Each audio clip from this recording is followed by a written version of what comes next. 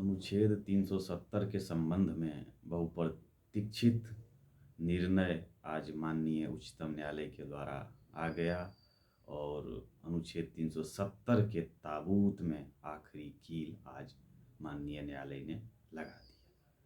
इसके लिए समस्त देशवासियों को बहुत बहुत बधाई और आज जश्न मनाइए।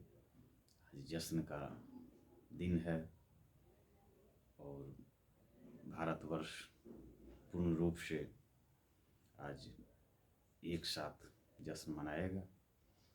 तो आइए आपको बताएं अनुच्छेद 370 क्या था।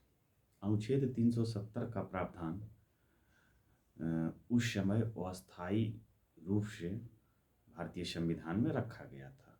इंस्ट्रूमेंट ऑफ एक्सेशन पे जब भारत के तत्कालीन सरकार और वहाँ के महाराजा ने साइन किया तो उन्होंने अपने अधिकार को संरक्षित रखने के लिए कुछ रियायत मांगे, जिसे कि तत्कालीन सरकार ने स्वीकार किया और अनुच्छेद 370 के अंतर्गत उन्हें कुछ रियायतें दी और जो अस्थायी रूप से था। और वही अस्थायी प्रावधान इतने लंबे समय तक रहने के कारण ऐसा लग रहा था जैसे कि वो अस्थायी हो चुका हो, जबकि वो अस्थायी था। 370 में ही ये प्रावधान था कि राष्ट्रपति कभी भी अधिसूचना लाकर 370 को समाप्त कर सकते हैं। लेकिन इस संबंध में ये भी प्रावधान था कि वहाँ की विधानसभा ये पारित करके राष्ट्रपति को भेजेगी कि आप 370 समाप्त कर दीजिए। तो जब 370 समाप्त हुआ तो वहाँ की विधानसभा तो संचालन में थी नहीं, तो भाई कैसे राष्ट्रपति समाप्त कर दिए। तो इस संबंध में 370 के अनुच्छेद 370 में ये प्रावधान था कि वहाँ का शासक कौन है, वही वहाँ का विधानसभा या वहाँ का माना जाएगा। तो वहाँ के शासक वह व्यक्ति है जिसे वहाँ के राजा ने कार्यों का संचालन करने के लिए नियुक्त किया हो।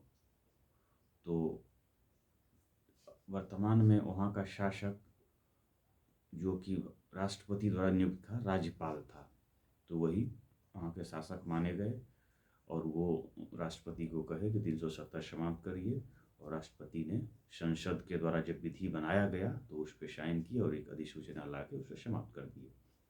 तो संसद में जब गया मुद्दा, तो मुख्य मुद्दा यह था कि वहाँ का विधानसभा नहीं है तो वहाँ कैसे ख़त्म कर दिया गया।